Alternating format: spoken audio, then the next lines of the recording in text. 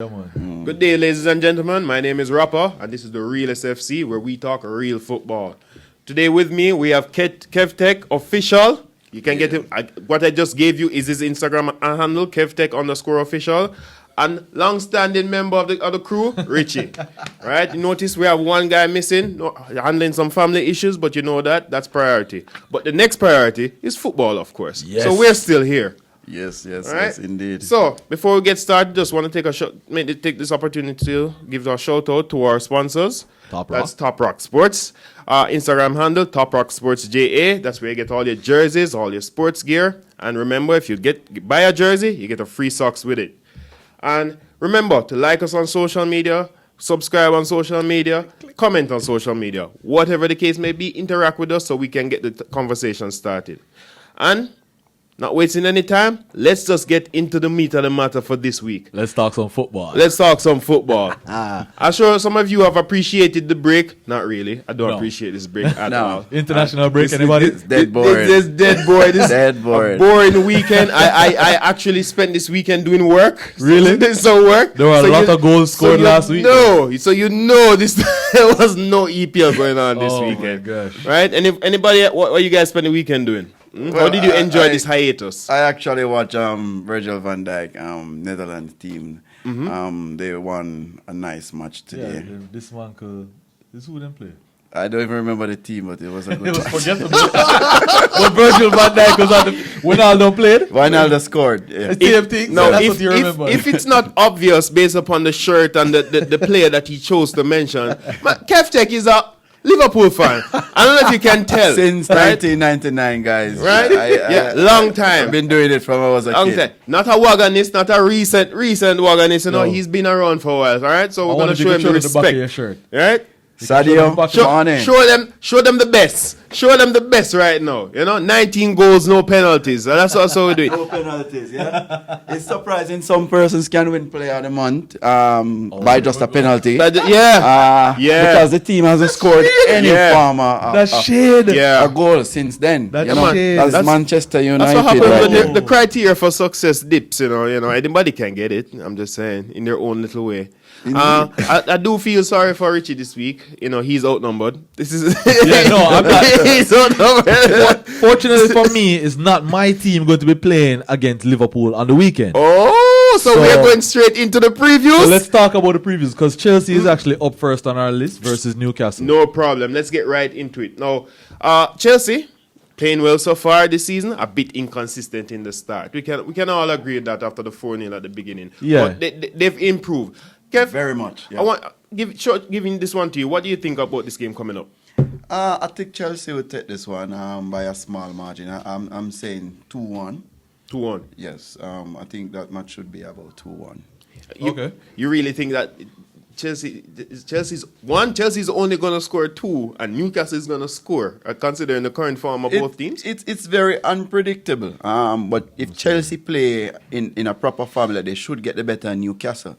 If Newcastle properly come out and play like how they're supposed to, I think it should be a draw match. But I give on my predictions, knowing the caliber of Chelsea team and how well they play when they are up against big opponents, I think Chelsea should win 2-1. 2-1. Okay. All right. Richie, you want? Yeah, I mean, with all due respect, Chelsea has been knocking in the goals, though. They've been slaughtering teams. I would give Newcastle the 1, and this is why. Really? Yeah, I will give them the 1. I think right now, Chelsea is still susceptible around the back. Definitely. Even if we have a really good game, we're beating a team 4 goals, we still seem to concede the odd goal, right? Yes, I still don't see a clean sheet. I don't. Yeah, the clean sheets have been few. Yeah. However, 2 goals, I'm thinking more 3 to 4 goals. Tammy has been on form. Mason Mount is catching some good minutes, not just for Chelsea, but for England as well. So he's also doing very well. Callum Hudson-Odoi is back, and I'm so happy because he is terrorizing people. Pulisic can't get a look in. Yes. Barkley is fresh out of luck. So, I'm thinking this match is going to be, I won't say a cakewalk.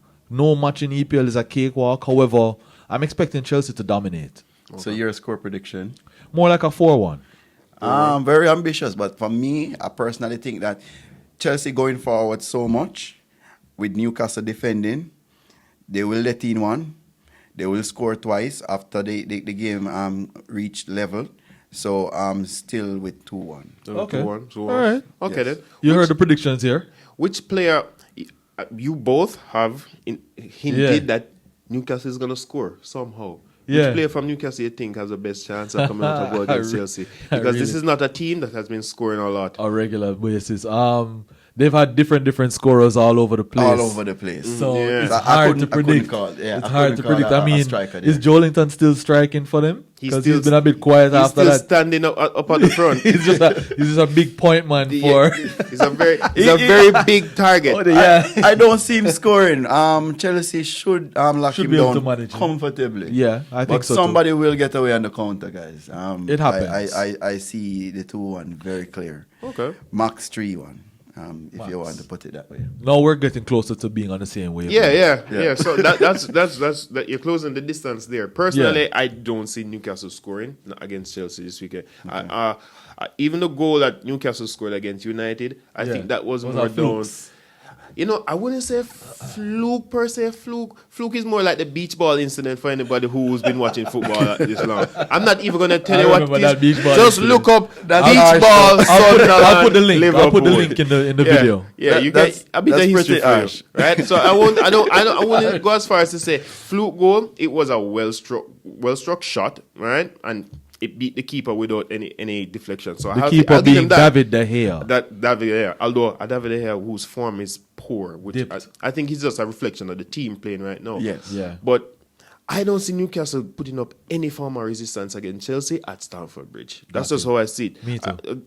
So I'll agree with you on the win, but I would go as far as just 3-0. You're not giving them any goals. I'm not giving them a single goal. I'll take the clean sheet if that's what we get. I don't mind.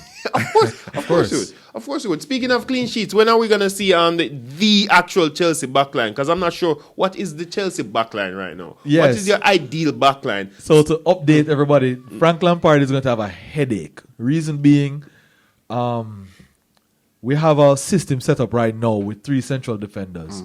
Tamori has come in as a young youth. He's Yes. playing so well. You want to sell him?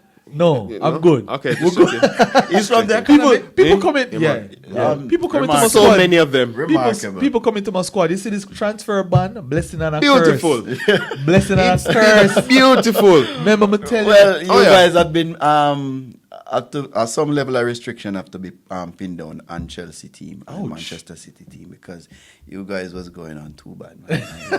Come on. Arsenal have a very good transfer window, but Yeah, they did. what really draw my attention is the they brought youth it. team. The academy is doing well as well. Before we get to the Arsenal team, I'm going to close off the segment with Chelsea, right? Because we'll have some other matches to talk about. But the youth system for Chelsea has brought in a few very good players that have been on loan and have had the opportunity to play for teams, especially for Frank, because Mount and Abraham have both played for Frank before, right? So we're looking at a squad now that already know each other. We're looking at a squad that has depth. Because all of a sudden he's made it work with Alonso and Aspilicueta. Right. But then Emerson could be coming back, who is the preferred left back. Yes. So he's going to have to change it back now. Zuma, who started off shaky, I personally sent him a gift basket because I thought he was really poor in the first part of the season. Yes. But he stepped up. Yes. But then what's going to happen when the other centre-back comes back? Rudiger, thank you. You know what I mean? So he has that dynamic to deal with. Yeah. The choice centre back for me, the pairing, would be Rudiger and Tamori. I think that would be the choice centre back pairing. Yeah, that is good chemistry as well. Yeah, Because Emerson playing on the wide. Yes. And Aspilicueta on the other side. So that to me would be the Christensen ideal. bench. Bench. Zuma bench. Alonso bench. And these are 3 players who can start in a squad. Definitely. So I personally like Alonso as a winger. winger. As a winger, yeah. Right. Yeah, I have him as a wing back with a back three. So, do you think a back three could work then? So to facilitate both Aspilicueta and Alonso bombing forward? There are actually a lot of different formations that could work. Right now, the back three is working very well for Chelsea, but I do believe that when you go up against some other opposition with better quality, you may want to change that. Definitely. You may want some more protection. Definitely. With a fit N'Golo Kante in your team, you have a lot of protection going across. But when you have Kovacic and Jorginho, you're going to have to now rethink how you want to do your back line. So you see what I'm talking about? Yes, Jorginho is very wild. You get what I mean? He's a good player, but I don't think Jorginho is not the man to cover your back. Exactly. So it all depends on who is fit. N'Golo Kante has, it seems to me, he's had a revolving injury problem. Yes. He's never been the same since the injury. Yeah, he's a bit cold since then. Exactly. But he does show up in some crucial moments and deliver. So you can't leave him out. He take shame out of my eye in the Liverpool game. I tell you that. Definitely. Yeah. He played a very good match.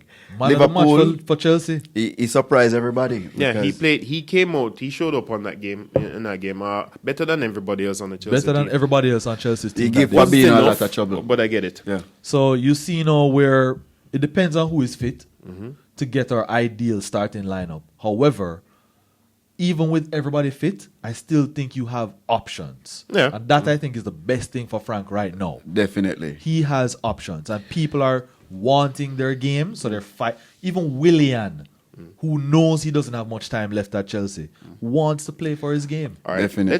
Let's assume here that you're picking a starting or a formation and a tactic as well to go forward. Similar to how Liverpool, you know what Liverpool is going to bring on a week in, week out basis. What is your ideal backline, assuming that everybody is fit? And also assuming that Kante is there. So Kante is in the squad. What is your ideal backline? Well, it's a 4, it's a 5. I'm gonna go with a backline of 3 central defenders. Okay. Right? So I'm gonna use Tomori, I'm gonna use Aspilicueta, and I'm gonna use Rudiger as my back 3. Right? That now will free me up to even have Emerson going forward and covering when necessary.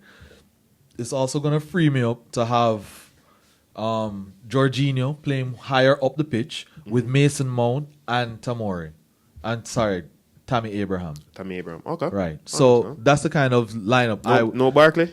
No, man. Barkley's on the B squad. I'll be honest with you, we had high hopes. I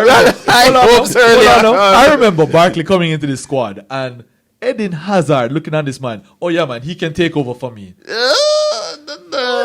He seems very promising at the time. Barkley's out of his depth at Chelsea. And, it's not knocking on the player, because Barkley has shown signs of life. He's played very well in some games, but I do believe on a longer stretch, he's not the man to go to on a long stretch. No. Right now, so far, Mason Mount looks like a better long-term player. Yes, they look more definitely. promising. Without question, and this hurts. I wouldn't say it hurts, but it's something to make note of.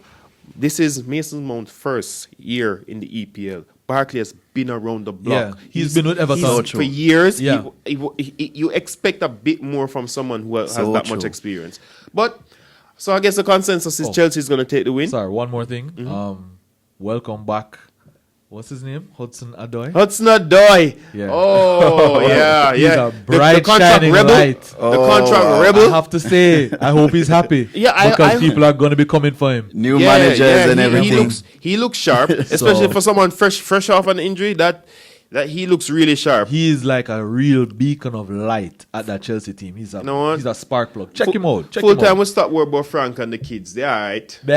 Yeah, definitely. Move on to the next match. Go ahead. I must tell you that February, Chelsea will be in a way better position than they are now. Way better than where they are now? Wait. Right now, they're in 5th. They're in 5th now. So way better is like what, 1st? That's not.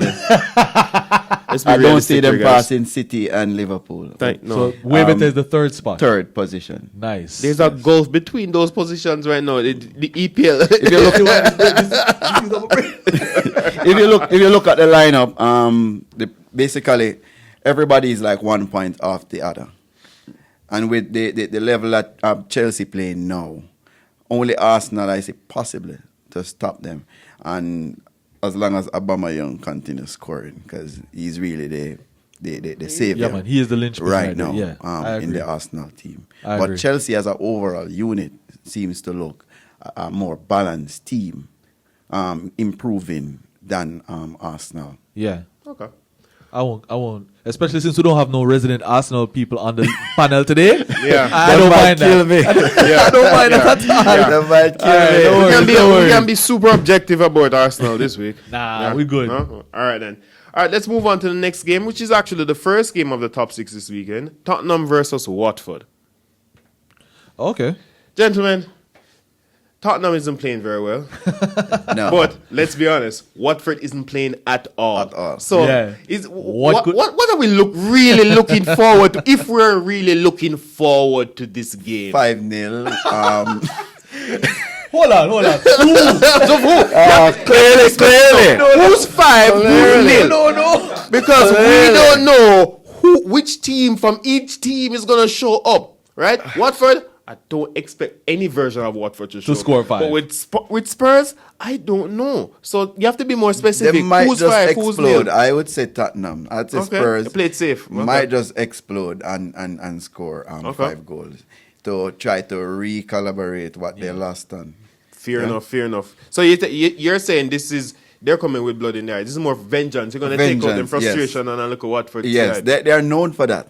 If you look at Spurs' track record over the years, Spurs tends to Hot and cold. be hot and cold. Yes, definitely. But when they need to, they will shine, and they tends to do it in some very unexpected places. So I probably a little bit exaggerate on the goal difference. The 5 goals. But they will take the match, definitely. That should be a proper opener going forward. Nice. Richard? Yeah, Spurs, hold on. I mean, let's put things in the context here. Give us some context. 2 wins in the last 6 games, 3 losses in Right. the last 6 games.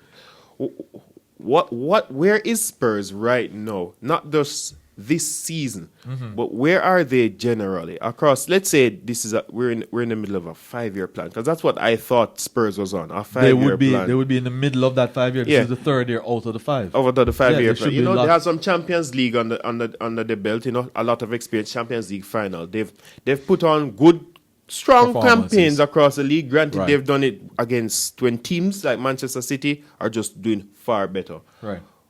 Where is Spurs right now? Let's say you're the CEO. Where do you see the team right now? All right. So I can definitely see how the beginning of this season has been a bit tumultuous for Spurs. I can definitely see how some of the players are not feeling it, so to speak. Right?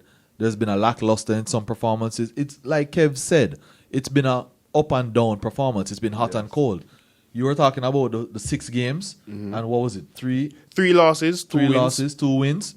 Look at how the last 6 games look. You're looking at Spurs as they lost, then them draw, then them win, them lose, then them win, then them lose. So it is really hot and cold. Them win one, them lose one, them win. Definitely. So I do expect them to come with this game at home to win against Watford, right? Whether it's a 3-0 or maybe 2-1, I don't know. But I do expect them to score. win. Well, I mean, it's not. Yeah, it's not- possible. So Definitely. remember now, Hugo did suffer a bad accident. I think it's a fractured arm Yeah. he has. So He landed they're going to be real playing bad. with. I can't even remember who their second. Is it Vorm? Gazaniga. Gazaniga? Yeah. So they're going to be playing with their second string keeper. Hopefully he's had enough time to get into the groove of things over the international break. But what you're looking at now is a Watford team that needs a win. Them really have nothing else to be wary of EPL teams that have nothing to play for. No. They're dangerous. Yes, they will can just be come at dangerous. you. They don't care. They can be dangerous. They will just come at you with everything. They'll throw the kitchen sink at you. So let's just see what's gonna happen. In terms of where this Spurs team is right now, I believe they're on.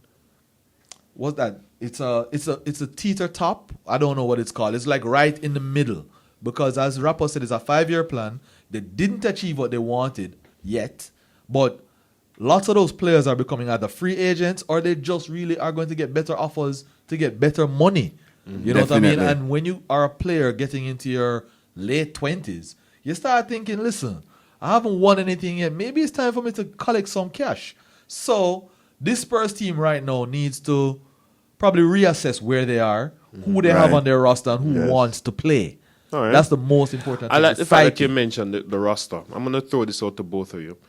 You're the Spurs manager or the Spurs technical director. One player leaves, one player has to go, one player you want to sign. You want to put them on a brand new contract. Name me those two players.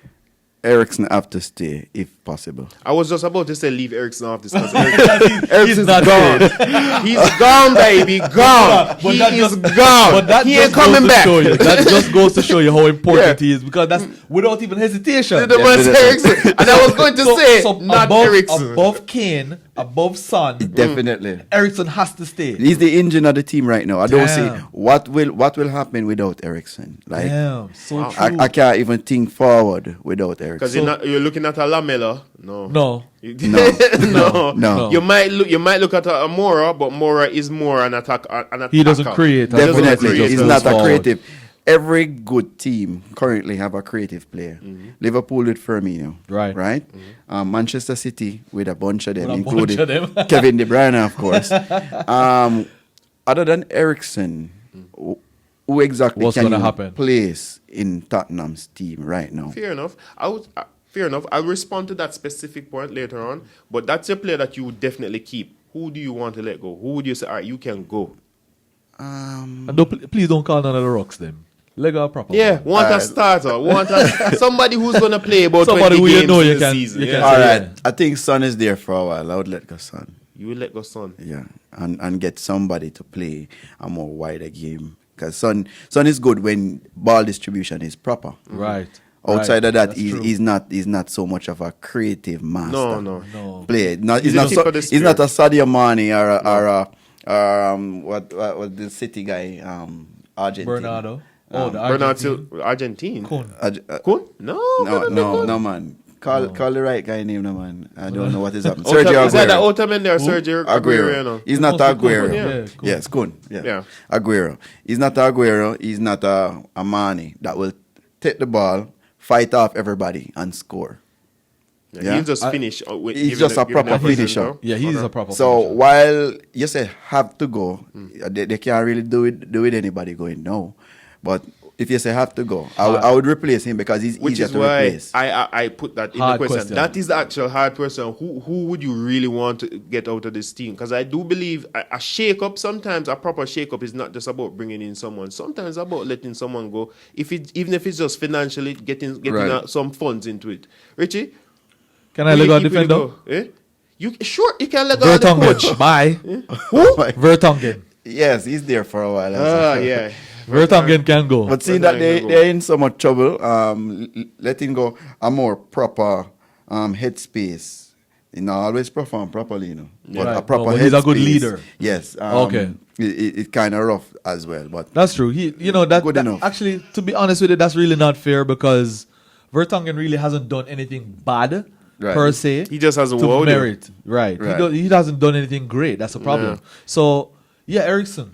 And you would be- would keep Ericsson? I would want to have to let go Ericsson. Oh, so Ericsson is the one you let go? Yeah, I would let him go. Okay. And the main reason why is because of how crucial his headspace is to this team. Yes. If his headspace is not in this game, then the team could be underperforming because Yes. they're trying to play it through him. if he's injured, like everybody, play off completely. I think when you That's put sad. your opinion, both your responses against each other, it just proves how imbalanced or how Yes. fluctuating Spurs form is. That you go, one person said this person has to go, and the same person has to leave. Yeah. That No, I says mean a one lot. person says he has to stay. has to stay, and you're saying He has to go. He has to go. Ericsson. That says a lot. Ericsson is that person at the middle of the Spurs turmoil right now that if they can find a way to get everybody happy or ask him to just not be in the dressing room, they would Yeah. play way better. they would probably play better. So put it this way: currently, Spurs is Ericsson, Yeah. not even Pochettino, so to Yeah. speak. Yeah. Yeah, So in if large part. he is the good and the bad Yes. of that team at this moment. Yes. So I hope that gets your question out there. Okay. I personally, I would want Ericsson to just go. I've always had an issue with this fight to keep players that want to leave. Maybe it's because I'm a 9 to 5 man, and the whole idea of me wanting to leave my job and I can't leave because that's not how it's works. If I want to leave my work, I can't leave my work. Which is right. I'm more for that, and not only that.